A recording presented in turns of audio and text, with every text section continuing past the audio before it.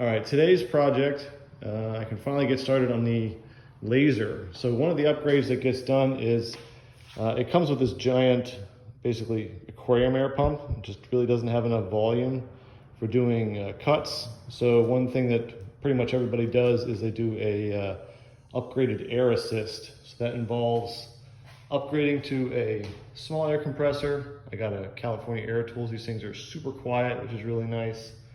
And then I got the acquired hardware. So I got some cables to connect it all together, a push button, which will allow me to bypass the controller and just turn the air on, some terminal blocks to connect everything, 2 solenoids. One solenoid enables the air, another solenoid allows for high pressure air. There's going to be another flow valve in there, so when I'm doing engraving, there'll just be minimal air so that it just blows the smoke away from the lens. Some air hose, and then pressure regulator and filter for the air coming in. And this is Ethernet jacks. So on the side of the laser, it has 2 USB ports to communicate, but I want to communicate to this via Ethernet. So I got a big space there. I'm going to put an Ethernet jack there. And the air assist, what it is, if you look at this thing,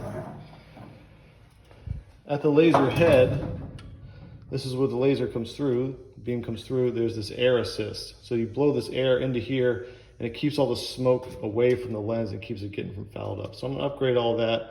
So basically I have 2 modes, and that way I can engrave and cut without making any changes and stopping the program. And then I'm gonna have a button up here so that I can test it and just turn it on and off. So hopefully I can get this done today with, let's say, hopefully less than 3 trips to Home Depot, but we'll see.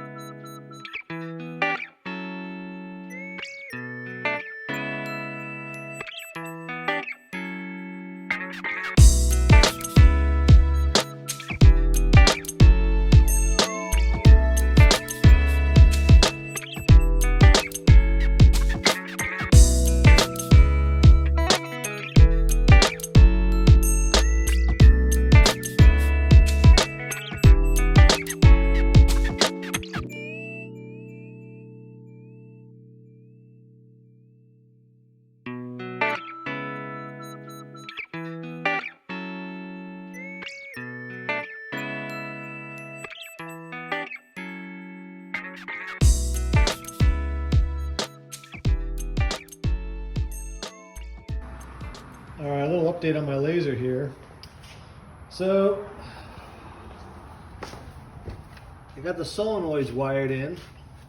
So let's see, this solenoid enables the air, and then this solenoid allows a bypass. So when this is enabled, the air actually goes through this restrictor valve, and it will just blow a little bit of air. So then that way, if I'm doing just engraving, it's not blowing all the air through and it's not really required. When I'm cutting, this solenoid kicks on, it bypasses this, and it blows full air pressure, whatever is set at the input pressure regulator that I added. So what I gotta do is I added these terminal blocks. I gotta wire in some diodes, so flyback diodes, so when the solenoids turn off, they don't blow up the outputs on the controller. So I gotta wire that in, and then I need to wire a switch right here. It's got a light on it, so this will allow me to bypass it and test it, and this will light up to let me know that the job is running correctly. And the final thing I got to do is this USB port is the wrong connector. So this allows you to connect your PC to the controller, which the controller is that guy back there, which I can do via Ethernet or USB. This one's wrong. So I got a panel jack like this, but it's a USB 2.0 B connection, so I'm gonna put that there. So hopefully I can get that done this evening, and then I'll be able to test this thing soon and actually try to start making some stuff. All right, so I got the switch wired in here. I got my diodes in here. I got my USB port properly put in. Got it all put back together. So I got my switch up here. So when I hit this switch, light turns on, and you can see over there, the solenoids are turning on. If I had the air hooked up, you could hear the air through there. So pretty much got all the parts that I needed done for the air, so now I can actually try to run this thing. So maybe this weekend I can actually make a part.